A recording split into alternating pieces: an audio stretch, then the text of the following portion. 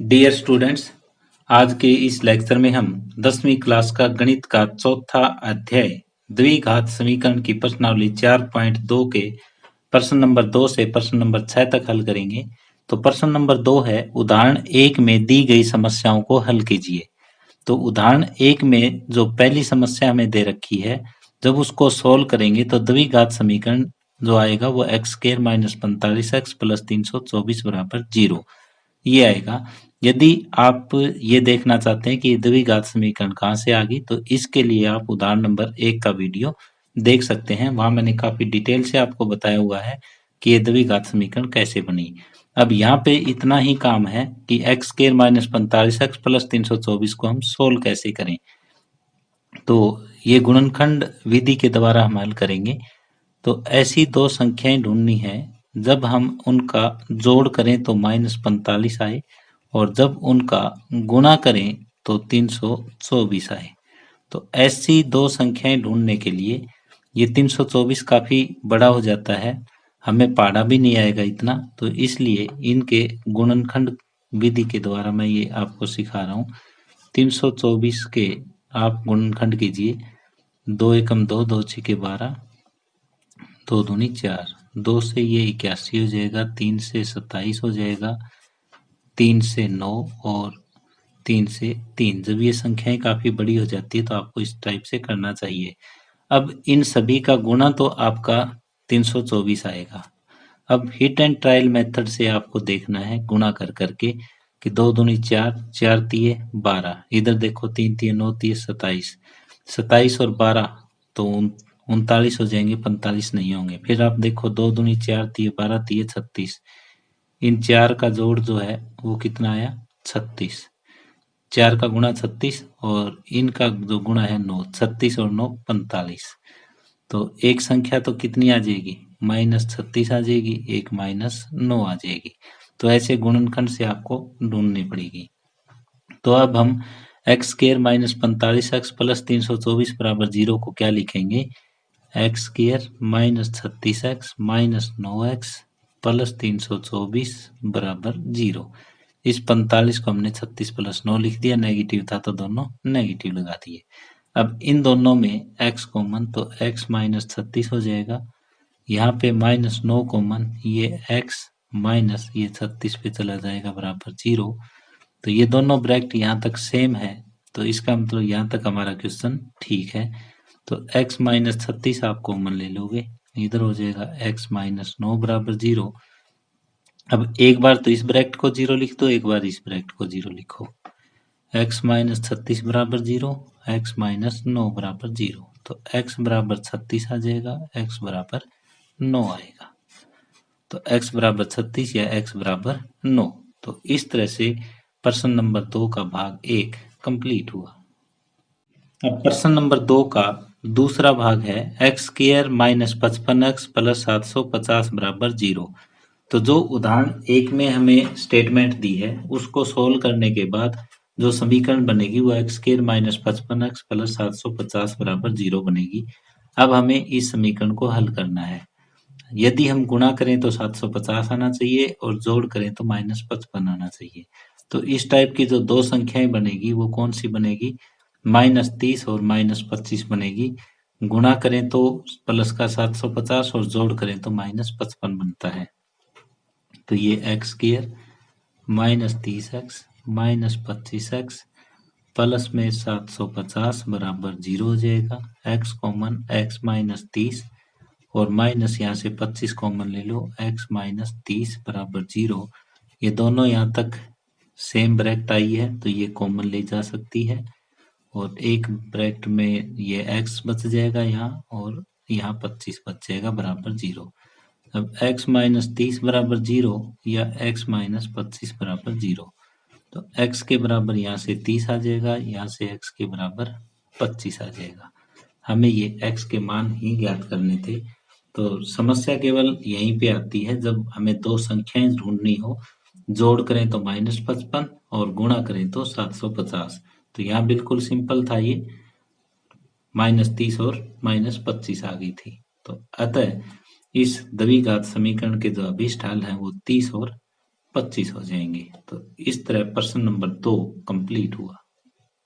अब आगे प्रश्न नंबर 3 है, ऐसी दो संख्याएं ज्ञात कीजिए जिनका योग 27 हो और गुणनफल 182 हो।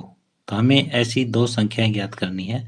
तो एक संख्या मान लेता हूं मैं x है, माना एक संख्या बराबर x है। तो दूसरी क्या हो जाएगी 27 माइनस x। तो दूसरी संख्या ये हो जाएगी 27 माइनस x। अब जो दी गई शर्त है उसके अनुसार, शर्तानुसार इन दोनों का जो गुणनफल है वो 182 है। x गुणा 27 माइनस x बराबर 182। तो ये हो जाएगा 27x माइनस एक्स स्क्वायर और इसको इधर ले आओ माइनस 182 बराबर 0। अब माइनस को खत्म कर लो और मानक रूप में इसको लिख लो। तो माइनस को खत्म करेंगे तो ये प्लस का एक्स स्क्वायर हो जाएगा, ये माइनस 27x। माइनस खत्म करने का मतलब दोनों तरफ माइनस से गुणा करने पर, और ये 182 बराबर 0। अब हमें दो ऐसी संख्याएं ढूंढनी है जिनका गुणा करें तब तो आए 182 और जब उनका जोड़ करें तो आए माइनस 27। तो ऐसी संख्याएं कौन कौन सी हो सकती है, -14 और -13। गुणा करें तो प्लस का 182, जोड़ करें तो -27। तो ये लिखो x square -14x -13x plus 182 बराबर 0। ये x कॉमन आ जाएगा, x -14 -13 कॉमन आ जाएगा, x -14 बराबर 0।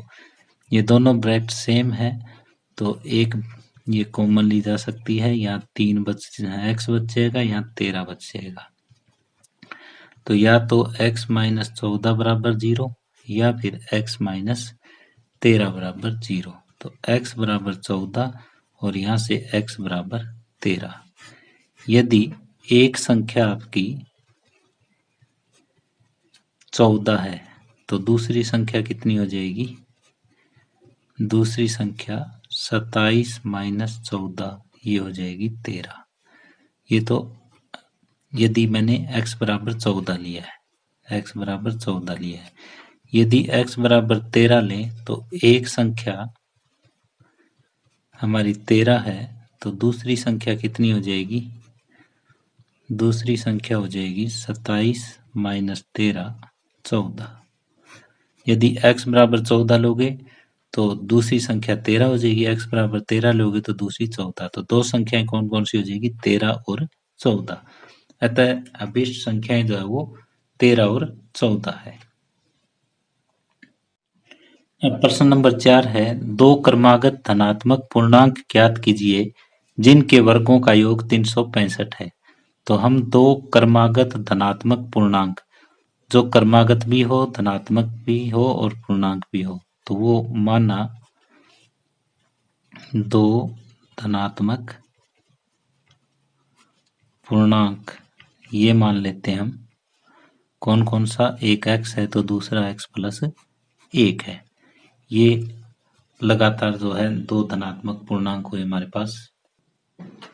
तो अब इनके वर्गों का योग 365 है। जो शर्त दे रखी है, शर्तानुसार इनके वर्गों का योग 365 है। X square plus x plus 1 का वर्ग जो है वो हमें 365 दिया हुआ है। तो ये तो हो जाएगा एक्स स्क्वायर, एक्स प्लस 1 का वर्ग खोलो, x square plus 2x plus 1 बराबर 365। तो ये x square plus x square हो जाएगा 2x स्क्वायर प्लस में 2x और ये इधर आ जाएगा तो माइनस 364 बराबर 0। अब ये 2 से दोनों तरफ भाग दे दो तो यहाँ बच जाएगा x square plus x minus 182 बराबर 0 को 2 से भाग दोगे तो 0 हो जाएगा। अब हमें दो ऐसी संख्याएं ढूंढनी है जब जोड़ करें तो प्लस का 1 आए और गुणा करें तो माइनस 182 आए। गुणा करें तो माइनस 182 आए और जब उन संख्याओं का जोड़ करें तो प्लस का 1 आए। तो ये ऐसी संख्या हो सकती है 14 और -13। तो यहाँ पे रखेंगे x square plus 14x minus 13x minus 182 बराबर 0। यहाँ से x कॉमन, x प्लस 14 और माइनस 13 कॉमन, x प्लस 14 बराबर 0। तो ये दोनों ब्रैकेटें यहाँ सेम है तो ये कॉमन ली जा सकती है। x प्लस 14 और दूसरी ब्रैकेट में x माइनस 13 बच जाएगा बराबर 0। x प्लस 14 बराबर 0 और x माइनस 13 बराबर 0। x बराबर माइनस 14 ये हो नहीं सकता। क्यों नहीं हो सकता? क्योंकि हमें धनात्मक पूर्णांक लेने हैं। तो x बराबर माइनस 14 ये नहीं हो सकता। तो x बराबर कौन होगा? 13। तो जो दो धनात्मक पूर्णांक है, अभीष्ट धनात्मक पूर्णांक जो है वो कौन कौन से हो जाएंगे? 13 और 13 प्लस 1 यानी 13 और 14 हो जाएंगे। तो यहाँ पे मैंने एक धनात्मक पूर्णांक x माना, दूसरा x प्लस 1 माना। इनके वर्गों का योग 365 है। ये वर्ग खोल दिया, द्विघात समीकरण बनी 2x square plus 2x minus 364। तो सब में 2 कॉमन था तो दोनों तरफ 2 से भाग दे दिया। अब हमें दो ऐसी संख्याएं चाहिए थी जिनका गुणा करें तो माइनस 182, जोड़ करें तो 1 आए। तो ऐसी संख्या 14 और माइनस 13 थी। तो इस तरह से हमने सोल्व किया तो x का मान माइनस 14 और 1 आया 13। माइनस 14 हो नहीं सकता क्योंकि जो धनात्मक पूर्णांक हमें लेना है x के बराबर 13 हो जाएगा। तो इसलिए अभीष्ट धनात्मक पूर्णांक 13 और 14 हो जाएंगे। अब प्रश्न नंबर 5 है, एक समकोण त्रिभुज की ऊंचाई इसके आधार से 7 सेंटीमीटर कम है। तो पहले आप एक समकोण त्रिभुज बनाइए और फिर जैसे जैसे दिया है ऐसे ऐसे आप लिखते जाइए। ये मैंने समकोण त्रिभुज बना ली, ए बी सी। एक समकोण त्रिभुज की ऊंचाई इसके आधार से 7 कम है। अगर मैं आधार x लेता हूं तो ऊंचाई x माइनस 7 हो जाएगी। यदि कर्ण 13 सेंटीमीटर का हो, कर्ण जो है ये भुजा होती है, कर्ण 13 सेंटीमीटर का है तो अन्य दो भुजाएं ज्ञात कीजिए। तो ये दो भुजाएं हमें ज्ञात करनी है। तो माना त्रिभुज का आधार, माना त्रिभुज का आधार, क्योंकि हमने आधार ही मानना है, x सेंटीमीटर है तो त्रिभुज की ऊंचाई जो है वो क्या हो जाएगी? त्रिभुज की ऊंचाई 7 कम है तो x माइनस 7 सेंटीमीटर हो जाएगी। और कर्ण हमें दिया हुआ है 13 सेंटीमीटर का। अब पाइथागोरस थ्योरम क्या कहती है? आधार का वर्ग जमा लंब का वर्ग बराबर कर्ण का वर्ग। यहाँ पाइथागोरस प्रमेय से क्या हो जाएगा?